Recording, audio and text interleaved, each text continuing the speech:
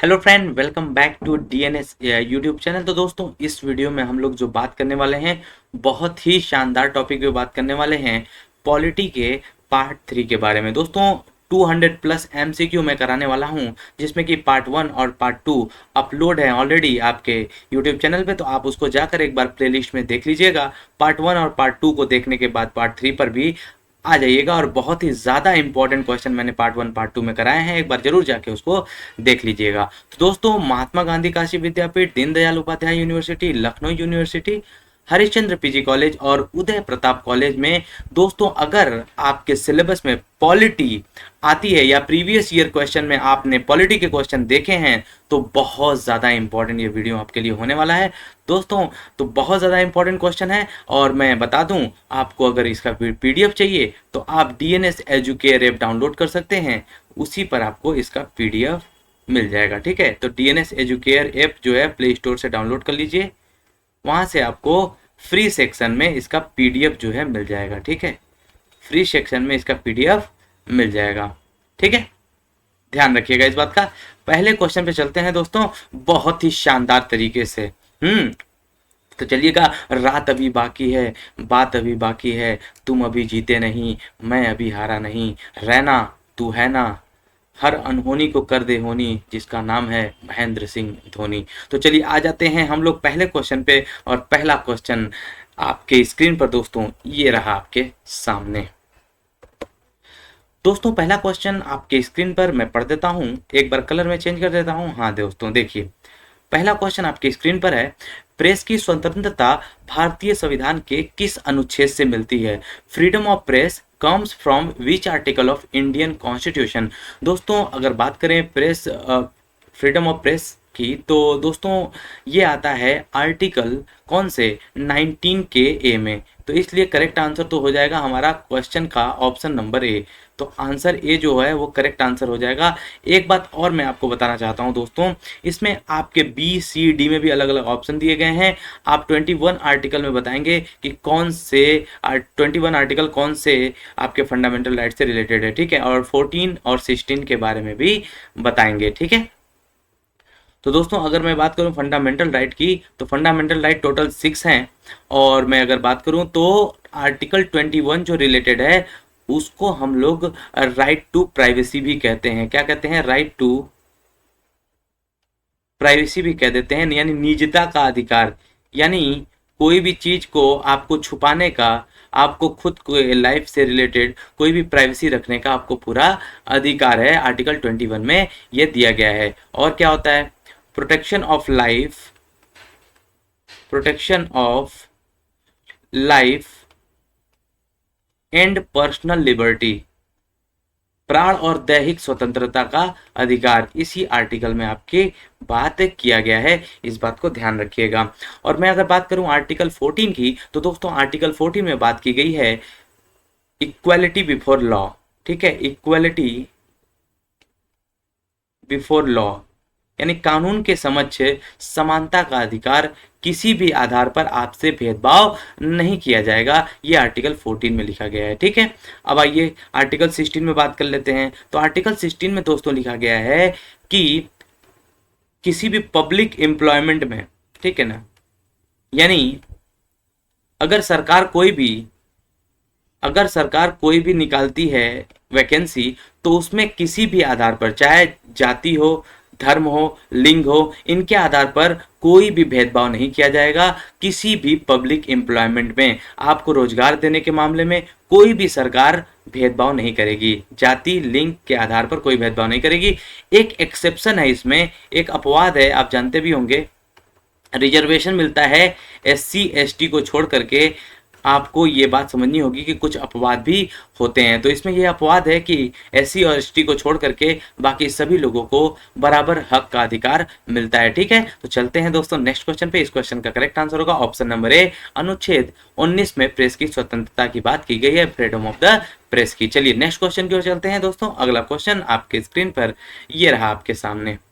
दोस्तों बड़ा ही शानदार जानदार जबरदस्त क्वेश्चन है। क्वेश्चन नंबर 2, निम्नलिखित में से कौन से अनुच्छेद में समता का अधिकार का प्रावधान है? देखिए अभी मैंने आपको बताया है, in which of the following articles there is a provision of right to equality. तो दोस्तों राइट टू इक्वालिटी की जो बात की गई है वो आर्टिकल 14, 19, 20 या 21 में की गई है, बताइए फटाफट से। तो दोस्तों अगर बात करूं मैं राइट टू इक्वालिटी की, तो दोस्तों ये आर्टिकल 14 में बात की गई है, इसलिए करेक्ट आंसर होगा ऑप्शन नंबर ए। ठीक है, विधि के समक्ष समानता का अधिकार भी हम लोग इसको कह देते हैं, विधि के समक्ष समानता का अधिकार। ठीक है, तो याद रखिएगा हिंदी इंग्लिश से कंफ्यूज नहीं होना है, समानता का अधिकार। ठीक है, चलिए अब ध्यान से समझिएगा, 19 में ही दिया गया है, मैंने अभी बताया था मीडिया को लेकर के बातें की गई है। मीडिया यानी आप जानते ही होंगे जो कि चौथा स्तंभ कहा जाता है कॉन्स्टिट्यूशन का, हमारे संविधान का चौथा स्तंभ भी कहा जाता है। ठीक है, चलिए और 21वें आर्टिकल के बारे में बात करें तो अभी मैंने बताया दैहिक स्वतंत्रता का अधिकार, प्राण और दैहिक स्वतंत्रता का अधिकार, प्राण और दैहिक स्वतंत्रता का अधिकार। ठीक है, और मैं अगर बात और करूं आपको थोड़ा सा मैं और बताऊं तो आर्टिकल 21 में ही साफ साफ लिखा गया है कि आपको राइट टू प्राइवेसी होगी, राइट टू प्राइवेसी, कोई भी चीज छिपाने का अधिकार, एक निजता का अधिकार भी इसी को कह देते हैं। क्या कह देते हैं? निजता का अधिकार जो है वो आर्टिकल 21 में ही लिखा गया है। ये बहुत हाईलाइटेड मैटर था पिछले साल, तो इसलिए क्वेश्चन आ सकता है, इससे ध्यान रखिएगा, बड़ा ही इंपॉर्टेंट है। ठीक, तो चलिए नेक्स्ट क्वेश्चन की आ जाते हैं दोस्तों। अगला क्वेश्चन आपके स्क्रीन पर ये रहा आपके सामने। दोस्तों अगला क्वेश्चन मैं पढ़ देता हूं आपके लिए, क्वेश्चन नंबर 3 है आज का। किस संवैधानिक संशोधन ने पंचायती राज संस्था को स्थापित किया था? दोस्तों क्वेश्चन इंग्लिश में मैं पढ़ देता हूं, which constitutional amendment established the institution of panchayati raj. तो दोस्तों भारत का जब संविधान बना था तो उस समय टोटल 395 आर्टिकल थे भारत के संविधान में, और उस समय जो अनुसूचियां थी जिसको शेड्यूल कहते हैं वो सिर्फ 8 थी। ठीक है, और भाग जो है वो 22 थे। ठीक है, ये बात रखिए, ध्यान रखिएगा, पार्ट 22 थे, 8 शेड्यूल थे और आर्टिकल थे 395। ठीक है, बाद में 4 और जो है इसमें शेड्यूल जोड़ दिए गए, जिसमें कि 9, 10, 11, 12 जो मेन थे। तो उसमें मैं अगर बात करूं तो एक शेड्यूल था 11वां शेड्यूल, ठीक है, जो कि आपको जानना बहुत जरूरी है, और एक था 12वां शेड्यूल जो कि बहुत ज़्यादा जानना जरूरी है। ध्यान रखिएगा, 11वें शेड्यूल की अगर बात करूं तो ये 73rd कॉन्स्टिट्यूशनल अमेंडमेंट हुआ, 73rd। ठीक है, कौन सा कॉन्स्टिट्यूशनल अमेंडमेंट हुआ? 73rd कॉन्स्टिट्यूशनल अमेंडमेंट, जिसको हम लोग संवैधानिक संशोधन कहते हैं। 73वां संवैधानिक संशोधन हुआ, इसके तहत देश में संवैधानिक दर्जा प्रदान किया गया पंचायती राज को। ठीक है, तो 73वें संविधान संशोधन के अंतर्गत पंचायती राज जो है वो स्थापित की गई। ठीक है, इस बात को ध्यान रखिएगा, और कब की गई? 1992 में। ठीक, और मैं अगर बात करूं 12वीं अनुसूची की, तो 12वीं अनुसूची जोड़ी गई थी 74वें संविधान संशोधन के तहत। ठीक है, 74th कॉन्स्टिट्यूशनल अमेंडमेंट के तहत, जिसके अंदर दोस्तों म्यूनिसिपैलिटी यानी नगर पालिकाओं के विकास की बात की गई, म्यूनिसिपैलिटी की बात की गई, यानी नगर पालिका का विकास किया गया और उसको संवैधानिक दर्जा दिया गया। ठीक है, 1993 में। ठीक है दोस्तों, इसको याद रखिएगा। अगर इसमें पूछा रहता नगर पालिका का तो आंसर होता 74, लेकिन इसमें पूछा गया है पंचायती राज का, तो इसलिए करेक्ट आंसर हो जाएगा 73वां संविधान संशोधन, ऑप्शन नंबर सी। ठीक है, याद रखिएगा 1992 में। और पंचायती राज की शुरुआत अगर मैं बात करूं तो राजस्थान के नागौर जिले से हुआ था। कहां से हुआ था? राजस्थान के नागौर जिले से। कहां से? नागौर, याद रखिएगा 1959 से। ठीक है, नागौर जिले से हुआ था 1959 में जवाहरलाल नेहरू के द्वारा। कब हुआ था? 2 अक्टूबर को, 2 अक्टूबर को, क्योंकि गांधी जयंती उसी दिन पड़ती है, और उसी दिन राजस्थान में नागौर जिले से शुरुआत किया गया था पंचायती राज व्यवस्था को। और मैं अगर और बात करूं तो पंचायती राज को इस्टेब्लिश करने का श्रेय जो जाता है वो जाता है बलवंत राय मेहता कमेटी को, क्योंकि बलवंत राय मेहता कमेटी के सिफारिश पे ही पंचायती राज की स्थापना भारत के संविधान में किया गया था दोस्तों। ठीक है, बलवंत राय मेहता समिति के द्वारा। ठीक, तो ध्यान रखिएगा। अगले क्वेश्चन की ओर चलते हैं दोस्तों। अगला क्वेश्चन आपकी स्क्रीन पर ये रहा आपके सामने। अल्पसंख्यकों के लिए राष्ट्रीय आयोग किस वर्ष में बनाया था? In which year the national commission for minorities was formed. तो दोस्तों अगर बात करें नेशनल कमीशन फॉर माइनॉरिटीज यानी NCM की, तो दोस्तों ये इस्टेब्लिश हुई थी 1992 में। ठीक है, 1992 में नेशनल कमीशन फॉर माइनॉरिटीज यानी अल्पसंख्यकों के लिए एक अलग से राष्ट्रीय आयोग बनाया गया। यानी अल्पसंख्यक मतलब जिनकी संख्या भारत के जनसंख्या में बहुत कम है, जिनकी हिस्सेदारी बहुत कम है। जैसे मैं मानूँ सिख को की बहुत ज़्यादा कम है, मुस्लिम की कम है, ठीक है, उसके बाद क्रिश्चियन की कम है, ये सारी कम्युनिटी जो है, और उसके साथ साथ बुद्धिज़्म की कम है। तो ये सारी कम्युनिटी जो है वो माइनॉरिटी में आती है। इसी के लिए इस्टेब्लिश किया गया था नेशनल कमीशन फॉर माइनॉरिटीज 1992 में। ठीक है, इसलिए करेक्ट आंसर हो जाएगा ऑप्शन नंबर डी 1992। और मैं बात करूँ national commission for backward classes, जिसको NCBC भी कह देते हैं, national commission for backward classes, बहुत ज़्यादा इंपॉर्टेंट दोस्तों, बहुत ज़्यादा, एक बार एग्जाम में आया भी हुआ है। National commission for backward classes जो कि कॉन्स्टिट्यूशनल बॉडी बना, यानी संवैधानिक दर्जा इसको प्राप्त हुआ। नेशनल कमीशन फॉर, मैं लिख देता हूँ, national commission for backward classes. ठीक है, इसको ध्यान रखिएगा, बैकवर्ड क्लासेस। ठीक है, ये कब बना था? ये बना था दोस्तों 1993 में। इस बात को ध्यान रखिएगा, बहुत ज्यादा इंपॉर्टेंट है। आपसे क्वेश्चन पूछा है नेशनल कमीशन फॉर माइनॉरिटीज, इसलिए करेक्ट आंसर हो जाएगा 1992। चलिए दोस्तों नेक्स्ट क्वेश्चन की ओर चलते हैं। अगला क्वेश्चन देखिए, आपकी स्क्रीन पर है दोस्तों, ये भैया बारूद है, बारूद हमारे संविधान में निदेशक सिद्धांत है, नीति निर्देशक। पूरा अगर मैं बात करूं तो नीति निर्देशक सिद्धांत ये पूछा जा रहा है आपसे क्वेश्चन कि नीति निर्देशक सिद्धांत जो है भारत के संविधान में वो कैसे प्रकृति में है, नेचर में कैसे है। ठीक है ना, चलिएगा बताइएगा। Directive principle in our constitution, अगर मैं बात करूं डायरेक्टिव प्रिंसिपल की, तो आर्टिकल 36 से 51 की बात जो की गई है वो नीति निर्देशक सिद्धांत की बात की गई है। और मैं अगर बात करूं दोस्तों तो directive principle of state policy DPSP जिसको हम शॉर्ट में कह देते हैं, वो लिया गया था किसके कॉन्स्टिट्यूशन से? तो आयरलैंड के कॉन्स्टिट्यूशन से, यानी आयरलैंड के संविधान से ये अडॉप्ट किया गया था। ठीक है, और अगर मैं और एक्स्ट्रा बात बताऊं आपको तो DPSP directive principle of state policy जो होता है दोस्तों, ये संविधान के पार्ट 4 में है। कौन से पार्ट में है? पार्ट 4 में है। और मैं और बताऊं आपको दोस्तों अगर तो इसी में एक आर्टिकल है जो कि बहुत ज़्यादा इंपॉर्टेंट आर्टिकल है, आर्टिकल 39। आर्टिकल 39 में बात किया गया है कि समान कार्य के लिए समान वेतन दिया जाएगा। ठीक है ना, समान कार्य के लिए equal payment for equal work. ठीक है, समान कार्य के लिए समान वेतन। ठीक है, समान कार्य के लिए समान वेतन दिया जाएगा, इसी में लिखा गया है।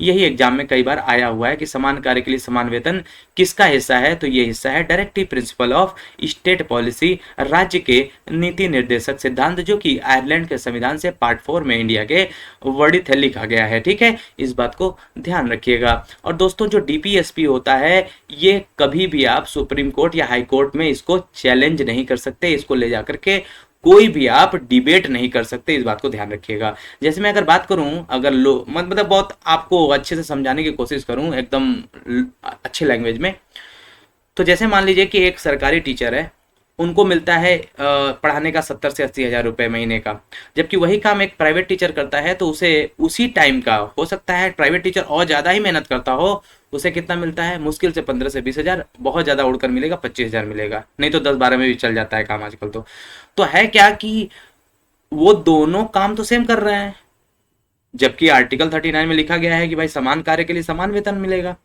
तो ये तो विरोध हो गया कॉन्स्टिट्यूशन का, है कि नहीं? तो इसीलिए ये कार्य जो है वो राज्य सरकार के ऊपर डिपेंड करता है कि वो कौन से कार्यों के लिए कैसे सैलरी प्रोवाइड करवाता है। ठीक है, तो इसको आप चैलेंज नहीं कर सकते कि हमको कम क्यों मिल रहा है, उनको ज्यादा क्यों मिल रहा है। आर्टिकल 39 में लिखा गया है कि समान कार्य के लिए समान वेतन मिलेगा, तो फिर ऐसा क्यों हो रहा है? तो इसलिए बात को ध्यान रखिएगा कि आप DPSP को, directive principle of state policy को, हाई कोर्ट या सुप्रीम कोर्ट में चैलेंज नहीं कर सकते, इसलिए ये अपरिवर्तनीय होते हैं। ये अपरिवर्तनीय का मतलब इनको आप चैलेंज नहीं कर सकते। ठीक है, तो कानूनी अदालतों द्वारा अपरिवर्तनीय होते हैं। Option number D correct answer हो जाएगा। नेक्स्ट क्वेश्चन की ओर चलते हैं दोस्तों। अगला क्वेश्चन आपके स्क्रीन पर ये रहा आपके सामने।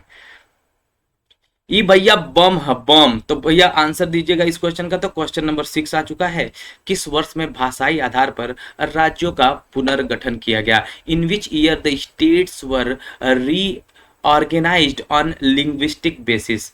तो सबसे पहले अगर मैं बात करूं लिंग्विस्टिक बेसिक्स पे स्टेट बनने वाला पहला जो था दोस्तों, भाषाई आधार पर यानी लैंग्वेज के बेस पे, लिंग्विस्टिक बेस पे भाषाई आधार पर पहला राज्य जो बनने वाला था दोस्तों, उसका नाम था आंध्र प्रदेश। ठीक है, आंध्र प्रदेश जो है वो तेलुगु भाषी जो थे, तेलुगु भाषा बोलते थे, उनके लिए एक अलग राज्य बनाया गया। सबसे पहला राज्य था जो कि भाषा के आधार पर बनाया गया था 1953 में। इसके बाद दोस्तों अलग अलग जगहों पर, अलग अलग साउथ इंडिया में स्टेट में भाषा के आधार पर राज्य बनाने की बात उठने लगी और लोग बड़ी मात्रा में आंदोलन करने लगे, सड़कों पर आ गए। ठीक है, उसी में एक नेता थे कांग्रेस के, रामलुलू, उनका जो है निधन भी हो गया था उपवास रखने के कारण। ठीक है, तो बाद में दोस्तों आंध्र प्रदेश भाषा के आधार पर बनने वाला पहला राज्य बना भारत में। उसके बाद धीमे धीमे और भी स्टेट बनने शुरू हुए दोस्तों। एक आयोग बनता है जिसका नाम था फजल अली आयोग। ठीक है, यही नाम है फजल अली, देखिए स्पेलिंग यही है, फजल अली कमिटी भी कह देते हैं, कमीशन कह देते हैं, ज़्यादा बेहतर होगा। ठीक है, फजल अली कमीशन एक बना 1956 में, जिसको हम लोग कहते हैं कि इसी ने बहुत सारे स्टेट को लैंग्वेज के बेसिस पर रीऑर्गेनाइज किया। ठीक है ना, तो इसने, इसी को हम लोग नेशनल कमीशन कहते हैं, जो कि फजल अली कमीशन के नाम से जाना जाता है, जो कि लैंग्वेज के आधार पर बांटने के लिए राज्यों को एक अलग से कमीशन बनाया गया था, ध्यान रखिएगा। तो ये बना था 1956 में, इसलिए कहा जा सकता है कि ये लिंग्विस्टिक बेसिस पे बनने वाला राज्य का जो पुनर्गठन किया गया उसकी शुरुआत हुई 1956, ऑप्शन नंबर डी। ठीक है दोस्तों, चलिए नेक्स्ट क्वेश्चन की ओर चलते हैं। अगला क्वेश्चन आपकी स्क्रीन पर ये रहा आपके सामने दोस्तों। कार्ल मार्क्स द्वारा लिखित है, रिटन बाय कार्ल मार्क्स। ठीक है, तो कार्ल मार्क्स द्वारा कौन सी किताब लिखी गई है दोस्तों? तो कार्ल मार्क्स ने जो किताब लिखी उसका नाम है दोस्तों दास कैपिटल। क्या नाम है? दास कैपिटल, याद रखिएगा, बहुत ही ज्यादा इंपॉर्टेंट क्वेश्चन है ये। अगले क्वेश्चन की ओर चलते हैं। लीजिए अगला क्वेश्चन आपकी स्क्रीन पर मैं पढ़ देता हूं। भारतीय संविधान में मूलभूत अधिकार किस संविधान से लिए गए थे? From which constitution were the fundamental right taken in Indian Constitution? तो दोस्तों मैं पिछले वीडियो में भी आपको बता चुका हूँ, फंडामेंटल राइट जो है दोस्तों वो किससे लिया गया है, ये आप कमेंट सेक्शन में फटाफट बताइएगा। मैं आपको बता देता हूँ इसका आंसर। इसका करेक्ट आंसर होगा दोस्तों अमेरिका। अमेरिका के संविधान से भारत में फंडामेंटल राइट लिया गया है। और अगर मैं और दो तीन बातें आपको बताऊं कि अमेरिका से और क्या क्या लिया गया है, तो जुडिशियल रिव्यू। ठीक है, जुडिशियल रिव्यू यानी इसको हम लोग कह सकते हैं न्यायिक पुनरावलोकन। ठीक है, जुडिशियल रिव्यू यानी अगर सुप्रीम कोर्ट ने कोई फैसला दे दिया है तो सुप्रीम कोर्ट में एक रिव्यू पिटीशन डाला जा सकता है कि सुप्रीम कोर्ट अपने फैसले पर विचार करे कि हो सकता है उन्होंने जल्दबाजी में या कोई त्रुटि रह गई हो, तो उसमें सुप्रीम कोर्ट के पास ये अधिकार है कि वो अपने दिए गए फैसले को दोबारा से देख सकता है, ताकि उसमें कोई गलती हुई हो तो उसको दोबारा से सुधार भी सकता है। उसी प्रोसेस को कहते हैं जुडिशियल रिव्यू। ठीक है, समझ रहे हैं? जुडिशियल रिव्यू लिया गया है अमेरिका से। अगर मैं बात करूं इम्पीचमेंट, इम्पीचमेंट का मतलब महाभियोग की जो महाभियोग का जो प्रोसेस है ना, इम्पीचमेंट जिसको कहते हैं, राष्ट्रपति को हटाने का एक प्रक्रिया है ये इम्पीचमेंट। ये किससे लिया गया है? अमेरिका से लिया गया है। ठीक है, अमेरिका के संविधान से लिया गया है। और मैं अगर बात करूं तो फंडामेंटल राइट लिया ही गया है, मैंने अभी बताया। उसके बाद अगर मैं बात करूं तो हाई कोर्ट और सुप्रीम कोर्ट के जो चीफ जस्टिस होते हैं उनको रिमूव करने का जो सिस्टम है, जो प्रोसेस है, वो भी अमेरिका के कॉन्स्टिट्यूशन से ही लिया गया है। इस बात को ध्यान रखिएगा। इतनी बातें आपको याद हो चुकी होंगी, याद रखिएगा। Judicial review, impeachment, fundamental right, high court और सुप्रीम कोर्ट के चीफ जस्टिस को हटाने का प्रोसेस भी कहां से लिया गया है दोस्तों? तो वो लिया गया है अमेरिका के कॉन्स्टिट्यूशन से। ठीक है, याद रखिएगा।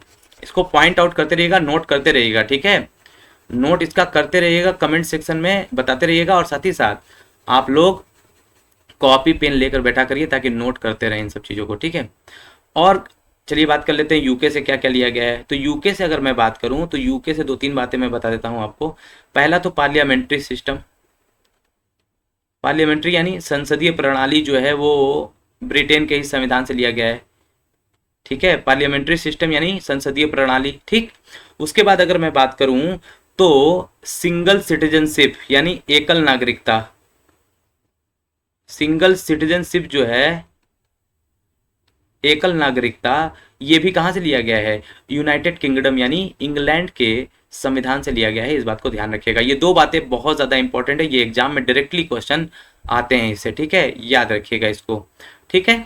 चलिए अब बात करते हैं सोवियत संघ से। तो सोवियत संघ से दोस्तों लिया गया है यूएसएसआर जिसको कहते हैं, उससे लिया गया है फंडामेंटल ड्यूटीज। फंडामेंटल राइट अलग है, फंडामेंटल ड्यूटीज अलग है। फंडामेंटल ड्यूटीज को हिंदी में कहते हैं मौलिक कर्तव्य, ठीक है, फंडामेंटल ड्यूटीज, ठीक है, हमारे देश के लिए हमारा क्या कर्तव्य है उसी को बोलते हैं फंडामेंटल ड्यूटीज, जो कि सोवियत संघ से लिया गया है। तो चलिए दोस्तों नेक्स्ट क्वेश्चन की ओर चलते हैं। अगला क्वेश्चन आपके स्क्रीन पर ये रहा दोस्तों, भारत के राष्ट्रपति पद के निर्धारित अधिकतम सीमा क्या है? What is the prescribed maximum term of the president of India? तो दोस्तों राष्ट्रपति की अगर मैं बात करूं तो आर्टिकल 52 में राष्ट्रपति की बात की गई है। राष्ट्रपति के पास बहुत सारी शक्तियां होती हैं। 35 साल की उम्र अगर कोई व्यक्ति की है तो वो राष्ट्रपति बन सकता है, ठीक है, कम से कम 35 साल की उम्र होनी चाहिए। इसके इलेक्शन में दोस्तों इसके इलेक्शन में मेंबर ऑफ पार्लियामेंट भाग लेते हैं, राज्यसभा और लोकसभा, और इसके साथ साथ जो स्टेट के एमएलए होते हैं ये भी भाग लेते हैं, लेकिन ये सारे इलेक्टेड होते हैं, ध्यान रखिएगा। नॉमिनेटेड जो होते हैं वो पार्टिसिपेट नहीं करते हैं। और अगर मैं बात करूं राष्ट्रपति के अधिकतम उम्र की या टेन्योर की या सीमा की, कार्यकाल, तो इसका 5 साल होता है, 5 साल के लिए राष्ट्रपति का कार्यकाल होता है। लेकिन अगर बोला जाए कि भारत के राष्ट्रपति के पद के निर्धारित अधिकतम सीमा क्या है, कितने वर्ष के लिए बना रहता है, तो इसकी कोई सीमा नहीं है, इसलिए option number D correct answer हो जाएगा। यानी 100 साल का भी अगर कोई व्यक्ति है, अगर राष्ट्रपति बनना चाहे तो वो बन सकता है, कोई इसमें इशू नहीं है। चलिए चलते हैं नेक्स्ट क्वेश्चन की ओर दोस्तों। अगला क्वेश्चन देखिए, अगला क्वेश्चन आपके स्क्रीन पर ये रहा, ग्राम राज्य के माध्यम से राम राज्य के बारे में किसने कहा था? हु सेड अबाउट राम राज्य थ्रू ग्राम राज्य? तो दोस्तों राम राज्य जो आएगा वो ग्राम के द्वारा आएगा, यानी ग्राम राज्य यानी गांव के राज्य द्वारा राम राज्य आएगा। ये किसने कथन कहा था? ये कोटेशन जब संविधान सभा की बैठक हो रही थी। दोस्तों संविधान सभा की पूरी बैठक होती है, 2 साल 11 महीने 18 दिन लग जाते हैं। लेकिन दोस्तों मैं अगर एक बात बताऊं आपको कि गांधी जी ने एक दिन भी संविधान सभा का उस समय बैठक अटेंड नहीं किया था। 2 साल 11 महीने 18 दिन लग गए कॉन्स्टिट्यूशन को बनने में, लेकिन गांधी जी ने एक दिन भी इसका अटेंड नहीं किया था, इसलिए क्योंकि ये बहुत दुखी थे इस बात को लेकर के कि भारत और पाकिस्तान का बंटवारा हो चुका था। क्योंकि महात्मा गांधी कभी नहीं ये चाहते थे कि भारत और पाकिस्तान का बंटवारा हो, इनका दुख बहुत ज़्यादा था, इसलिए इन्होंने कहा कि मैं आशीर्वाद देता हूँ आप लोगों को, आप लोग जाइए, जितने भी लोग संविधान बनाने के लिए जाते थे वो गांधी जी से आशीर्वाद लेकर जाते थे। जब बाद में गांधी जी की डेथ हो गई 30 जनवरी 1948 में, नाथूराम गोडसे ने इनकी हत्या कर दी, तो इसका मतलब ये था कि महात्मा गांधी जो थे वो कभी भी संविधान सभा में शामिल नहीं हुए थे, कभी भी संविधान को बनाने में इनका कोई भी योगदान तो नहीं था, लेकिन हाँ भले ही, लेकिन इनसे थोड़ा बहुत प्रभावित तो जरूर था, ये कहा जा सकता है। तो महात्मा गांधी ने ये बात कही थी, इसलिए एक करेक्ट आंसर हो जाएगा, ठीक है। चलिए नेक्स्ट क्वेश्चन की ओर चलते हैं। अगला क्वेश्चन दोस्तों ये रहा आपके सामने, देश की सशस्त्र सेनाओं का सर्वोच्च कमांडर इन चीफ कौन है? Who is the supreme commander in chief of the armed forces of the country? तो आर्म्ड फोर्स कितने हैं? 3 हैं, एक एयर है, एयर फोर्स, ठीक है, और एक वाटर वाला है जिसको नेवी कहते हैं, ठीक है, और एक आर्मी है जो कि थल सेना है। ये तीनों आर्मी के हेड जो होते हैं उनको कहा जाता है प्रेसिडेंट, यानी प्रेसिडेंट होते हैं तीनों के हेड, यानी राष्ट्रपति। और ये देखिए राष्ट्र बस इन्होंने लिख दिया है, राष्ट्रपति कर दीजिए इसको, यही करेक्ट आंसर हो जाएगा, ऑप्शन नंबर डी, ठीक है। चलिए दोस्तों तो नेक्स्ट क्वेश्चन की ओर चलते हैं। अगला क्वेश्चन ये रहा आपके सामने, बहुत ही शानदार क्वेश्चन है दोस्तों, संसद सदस्य संसद में अपनी सदस्यता गवा देगा यदि वह सत्रों से निरंतर अनुपस्थित रहे। A member of parliament shall lose his membership of parliament if he continues to be absent for how many days? कितने दिन तक अगर वो बिना बताए। हाँ एक बात ध्यान रखिएगा, अगर वो लोकसभा के या राज्यसभा के सभापति या लोकसभा के स्पीकर को बता करके वो अगर कितने दिन के लिए जाता है छुट्टी मांग करके तो कोई दिक्कत नहीं है, लेकिन बिना संसद को अनुमति लिए या बिना संसद को बताए अगर कोई भी सांसद 60 दिनों से ज़्यादा पार्लियामेंट से गायब रहता है तो दोस्तों उसका सीट खाली माना जाता है, यानी उसकी सदस्यता खत्म मानी जाती है। इसलिए बी जो है करेक्ट आंसर हो जाएगा। 60 दिन तक अगर बिना बताए कोई सांसद अगर संसद में नहीं जाता है, कोई बिना नोटिस दिए वो नहीं जाता है, तो उसकी सदस्यता खत्म की जा सकती है। ठीक है, चलिए अगले क्वेश्चन की ओर चलते हैं। अगला क्वेश्चन देखिए, अगला क्वेश्चन आपकी स्क्रीन पर दोस्तों ये रहा। ठीक है, चलिए अगला क्वेश्चन है, भारत की संविधान सभा का अध्यक्ष कौन था? Who was the president of the constituent assembly of India? तो भारत की संविधान सभा में दोस्तों देखिए बहुत सारी ना समितियां बनी थी।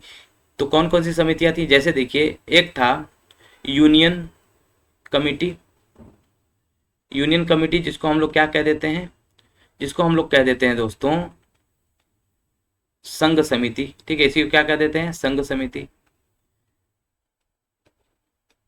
ये संघ समिति के जो अध्यक्ष थे वो थे जवाहरलाल नेहरू जी। ठीक है, ध्यान रखिएगा। उसके बाद दूसरी समिति थी, बहुत इंपॉर्टेंट मैं बात बता रहा हूँ, ड्राफ्टिंग कमिटी। तो ड्राफ्टिंग कमिटी के जो चेयरमैन थे, ड्राफ्टिंग कमिटी की मैं बात करूं तो ड्राफ्टिंग कमिटी के जो चेयरमैन थे, यानी प्रारूप समिति इसको हिंदी में कहा जाता है, प्रारूप समिति। तो दोस्तों इसके जो चेयरमैन थे, इसमें 7 लोग हुआ करते थे। इसके चेयरमैन जो थे वो थे भीम राव अंबेडकर। ठीक है, ध्यान रखिएगा। और तीसरा जो कमिटी था वो था, ध्यान रखिएगा, झंडा समिति। ठीक है ना, झंडा समिति को हम लोग कह सकते हैं फ्लैग कमिटी, यानी झंडा समिति। ठीक है, झंडा समिति। जेबी कृपलानी थे, कहीं कहीं आपको बुक में राजेंद्र प्रसाद मिलेगा जो कि गलत है, जेबी कृपलानी सही आंसर है।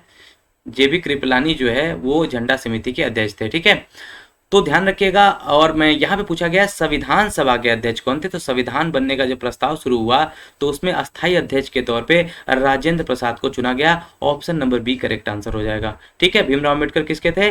ड्राफ्टिंग कमेटी यानी प्रारूप समिति के अध्यक्ष थे। बी एन राव जो थे वो संवैधानिक सलाहकार थे, यानी एडवाइजर थे, कॉन्स्टिट्यूशनल एडवाइजर। ठीक है, संवैधानिक जो सलाहकार थे, कॉन्स्टिट्यूशनल एडवाइजर थे, वो कौन थे? B N Rao. अगर मैं बात करूं कि भीमराव अंबेडकर के बाद अगर सबसे ज्यादा किसी को अगर लॉ की नॉलेज थी तो दूसरे नंबर पे किसी को अगर रखा जा सकता था उस समय, तो वो रखा जा सकता था डॉक्टर बी एन राव को। ठीक है ना, बी एन राव को। ध्यान रखिएगा। चलते हैं नेक्स्ट क्वेश्चन पे दोस्तों। अगला क्वेश्चन ये रहा आपके सामने। देखिए, भारतीय संविधान का कौन सा अनुच्छेद अस्पृश्यता का उन्मूलन करता है? अस्पृश्यता का मतलब छुआछूत। ठीक है ना। Which article of the Indian constitution deals with abolition of untouchability? Untouchability एक किताब भी है जिसको लिखा था मुल्क राज आनंद ने। किसने लिखा था? मुल्क राज आनंद ने। ठीक है, तो ये क्वेश्चन कभी कभी बुक एंड ऑथर में से आ जाता है, तो याद रखिएगा। मुझे याद आया, मैंने आपको बता दिया। अनटचेबिलिटी एक किताब लिखी गई थी मुल्क राज आनंद द्वारा, और अनटचेबिलिटी दरअसल भारत के संविधान में एक जो है कानूनी अपराध है, जो कि आर्टिकल नंबर 17 में दिया गया है कि अगर आप किसी से भी धर्म, जाति या किसी भी आधार पर भेदभाव करते हैं, छुआछूत करते हैं, उसको समाज से परिष्कृत करते हैं, बहिष्कृत करते हैं, उसको छूने से मना करते हैं, उसके छुए हुए सामान को आप मना करते हैं छूने से, या कोई चीज उसके साथ भेदभाव करते हैं, तो दोस्तों वो आर्टिकल 17 का वायलेशन माना जाएगा, आर्टिकल 17 का उल्लंघन माना जाएगा, और इससे संविधान में सजा भी आपको दिया जा सकता है आईपीसी के तहत। ठीक है, तो कहने का मतलब क्या था? आर्टिकल 17 में अस्पृश्यता के उन्मूलन की बात की गई है, यानी इसमें अनटचेबिलिटी के अंत की बात की गई है। नेक्स्ट क्वेश्चन की ओर चलते हैं दोस्तों। इसी तरह एक आर्टिकल 18 है जिसमें उपाधियों के अंत की बात की गई है। किसके? उपाधियों के अंत। उपाधियों के अंत यानी भारत सरकार के बिना पूछे आप विदेशों से कोई भी मिले हुए टाइटल को अपने नाम के आगे नहीं लगा सकते। ठीक है, विदेशों से मिले किसी भी टाइटल को अपने नाम के आगे नहीं लगा सकते। ये टाइटल को रोकने का काम करता है आर्टिकल 18। चलिए नेक्स्ट क्वेश्चन की ओर चलते हैं दोस्तों। अगला क्वेश्चन 15वां क्वेश्चन है, राज्य नीति के निम्न निदेशक सिद्धांतों में से कौन सा गांधीवादी दर्शन पर आधारित था? तो दोस्तों गांधी जी का कहना था कि ग्राम पंचायत को बस आगे करिए। इसी बात को ध्यान रख करके दरअसल पंचायती राज की शुरुआत की गई थी जवाहरलाल नेहरू द्वारा। तो ग्राम पंचायत जो भी ऑप्शन में आएगा वही करेक्ट आंसर हो जाएगा। ऑप्शन नंबर ए जो है वो करेक्ट आंसर हो जाएगा इस क्वेश्चन का। ठीक है, चलिए नेक्स्ट क्वेश्चन की ओर चलते हैं दोस्तों। अगला क्वेश्चन आपकी स्क्रीन पर ये रहा आपके सामने। संसद में शामिल है, ज्वाइन द पार्लियामेंट, यानी पार्लियामेंट में कौन कौन से हिस्से होते हैं ये आपसे पूछा गया है। तो दोस्तों पार्लियामेंट जो है, तो अगर मैं बात करूं तो आर्टिकल 79, 80, और 81 स र ला, ठीक है। स से संसद आर्टिकल 79 में दिया गया है, र से राज्यसभा आर्टिकल 80 में दिया गया है, ला से लोकसभा आर्टिकल 81 में दिया गया है, ठीक है। तो संसद, राज्यसभा और लोकसभा, ये आर्टिकल मैंने आपको याद भी कराया हुआ है, याद रखिएगा। तो जो संसद बना है वो राज्यसभा, लोकसभा और दोनों को मिलाकर प्रेसिडेंट, इन तीनों को मिलाकर दोस्तों बना है, इस बात को ध्यान रखिएगा। तो लोकसभा, राज्यसभा और राष्ट्रपति तीनों को मिला करके संसद बना है, इस बात को ध्यान रखिएगा। यानी राष्ट्रपति एक अभिन्न हिस्सा है संसद का। चलिए, लोकसभा के प्रथम अध्यक्ष कौन थे दोस्तों? भारत में जब पहली बार चुनाव हुए, भारत में पहली बार आम चुनाव, जनरल इलेक्शन जिसको कहा जाता है, जिससे कि सरकार चुनी गई सबसे पहले, बैलेट पेपर से जब चुनाव हुआ सबसे पहले, तो कब हुआ था पता है आपको? शुरुआत हुआ था भारत में चुनाव का 1951-52 में, ठीक है। तो आम चुनाव की शुरुआत कब हुई थी? 1951-52, 52 कह देंगे तो ज़्यादा बेहतर होगा, ठीक है। 1952 में आम चुनाव की शुरुआत हुई। अगर 1952 आपको ऑप्शन में नहीं मिलेगा तो 1951 मिलेगा, जरूर ये बात ध्यान रखिएगा, क्योंकि बहुत लंबा प्रोसेस था ना, पहले चुनाव होने में बहुत टाइम लगता था, अभी भी ये बहुत टाइम लग जाता है, महीना 2 महीना लग जाता है लोकसभा के चुनाव होने में। तो उसी तरह कई फेज में होता है। तो पहले तो और टेक्नोलॉजी नहीं थी, पहले तो ईवीएम भी नहीं था, पहले बैलेट पेपर से होता था चुनाव, तो और ज़्यादा टाइम लगता था। बहुत बड़ी चुनौती थी भारत के सामने कि कितने, इतने से बड़े देश में कैसे चुनाव कराया जाए, कैसे सेफ तरीके से लोगों को वोट देने दिया जाए, क्योंकि बहुत सारे ऐसे भी एरिया थे जो बहुत सेंसिटिव थे, बहुत ज़्यादा वहाँ पे आतंकवादियों का हमला भी हो सकता था, वहाँ नक्सलाइट का हमला हो सकता था, उनसे भी बचाना था। तो पहली बार आम चुनाव हुआ 1951-52 में, इस बात को ध्यान रखिएगा। लोकसभा के पहले जो जवाहरलाल नेहरू उस समय लोकसभा पहले चुनाव जीतते हैं और प्रधानमंत्री बनते हैं भारत के, और उसी समय लोकसभा के प्रथम अध्यक्ष जो बनते हैं दोस्तों, उनका नाम था GV Mavalankar, Ganesh Vasudev Mavalankar. A correct answer हो जाएगा, ऑप्शन नंबर ए, ठीक है। चलिए नेक्स्ट क्वेश्चन की ओर चलते हैं दोस्तों। अगला क्वेश्चन ये रहा आपके सामने, निम्नलिखित में से क्या उच्च न्यायालय और उच्चतम न्यायालय दोनों की अधिकारिता के अधीन आता है? तो दोस्तों ये क्वेश्चन आपसे पूछा है कि under the jurisdiction of both the high court and the supreme court which of the following comes, ठीक है। कौन सी चीजें जो है वो सुप्रीम कोर्ट के और हाई कोर्ट दोनों के अंडर में आती हैं, दोनों इसकी सुनवाई कर सकते हैं। तो मैं बात करूं तो मूल अधिकारों के संरक्षण को लेकर के दोनों जगह पे आप अपील कर सकते हैं, दोनों हाई कोर्ट या सुप्रीम कोर्ट वो सुनेंगे आपकी पूरी तरह से बातें, ठीक है। चलिए नेक्स्ट क्वेश्चन की ओर चलते हैं दोस्तों। मौलिक अधिकार निलंबित किए जा सकते हैं, fundamental right can be suspended, यानी किसके द्वारा सस्पेंड किए जा सकते हैं? तो देखिए सबसे पहली बात सुनिएगा, सस्पेंड करने के लिए पहली बात तो कैबिनेट का, पहली बात सारे लोगों का साइन चाहिए होता है, जो भी सरकार है उनके सारे मंत्रियों के, कैबिनेट मंत्रियों का मुहर चाहिए होता है संसद में पूरे। तो पहला बोला जाए तो संसद ये काम करती है मौलिक अधिकार को निलंबित करने का, लेकिन उसके बाद जब तक राष्ट्रपति का साइन नहीं होता, जब तक राष्ट्रपति का साइन नहीं होता तब तक जो है वो पूरा नहीं माना जाता, यानी आप मौलिक अधिकारों को निलंबित नहीं कर सकते। तो अल्टीमेटली अगर संसद दिया है तो राष्ट्रपति नहीं दिया होगा, अगर राष्ट्रपति दिया है तो संसद नहीं दिया होगा, इसलिए याद रखिएगा बी जो है करेक्ट आंसर होगा यहाँ पर।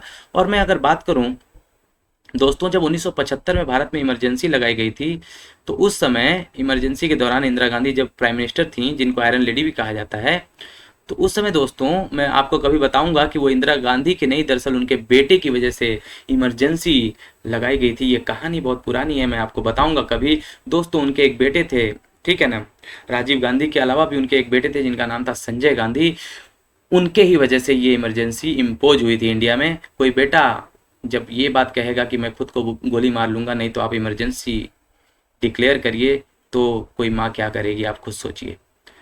तो कहीं ना कहीं ये बात तो सामने आएगी ना, इमरजेंसी जो है वो कहीं ना कहीं संजय गांधी का बहुत बड़ा उसमें हाथ था लगवाने का। खैर कोई नहीं, हम लोग समझते हैं इमरजेंसी जब इम्पोज हुई तो उस समय राष्ट्रपति जो इंडिया के थे वो थे फखरुद्दीन अली अहमद। क्या नाम था?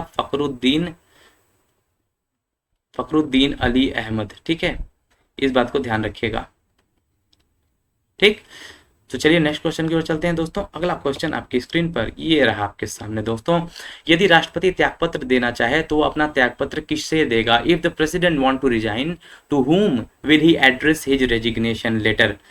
तो दोस्तों भारत के मुख्य न्यायाधीश को, लोकसभा के सचिव को, उपराष्ट्रपति को या प्रधानमंत्री को। मैंने आपको बताया था दोस्तों कि राष्ट्रपति अगर अपना त्यागपत्र यानी प्रेसिडेंट अगर रिजाइन देना चाहता है अपना, तो वो उपराष्ट्रपति को देता है अपना रेजिग्नेशन लेटर। इस बात को ध्यान रखिएगा, वाइस प्रेसिडेंट को अपना वो रेजिग्नेशन लेटर देता है। तो उम्मीद है दोस्तों आपको ये समझ में आ गया होगा। ये था आपका लास्ट क्वेश्चन दोस्तों। आपको कुछ मैं बातें बता देता हूं। अगर आपको Mahatma Gandhi Kashi Vidyapith, UP college, Deendayal Upadhyay university, Lucknow university, TD college की अगर तैयारी करनी है, फुल फ्लेज तैयारी करनी है, सीक्वेंस से तैयारी करनी है, एक एक डाउट सेशन आपको क्लियर करना है, कोई भी चीजें आपकी होंगी ग्रुप में डिस्कशन करना है, कोई भी प्रॉब्लम होगी डायरेक्ट मेंटर से आप उससे प्रॉब्लम को सॉल्व कर सकते हैं, तो आप हमारे पेड कोर्स के साथ जुड़ सकते हैं। और दोस्तों पेड कोर्स के साथ जुड़ने के लिए आप डीएनएस एजुकेयर ऐप से डाउनलोड करके अधिक जानकारी के लिए आप दिए हुए नंबर पे कॉल भी कर सकते हैं। इसमें आपको लेक्चर दिया जाएगा, वीडियो नोट्स प्रोवाइड किए जाएंगे, प्रैक्टिस सेट, ऑनलाइन टेस्ट और प्रीवियस ईयर क्वेश्चन भी कराए जाते हैं। दोस्तों आप इस नंबर पे कॉल करके अधिक जानकारी के लिए इस नंबर पे कॉल करके बाकी चीजें भी पूछ सकते हैं। ठीक है दोस्तों, तो मिलते हैं अगले वीडियो में, तब तक के लिए धन्यवाद।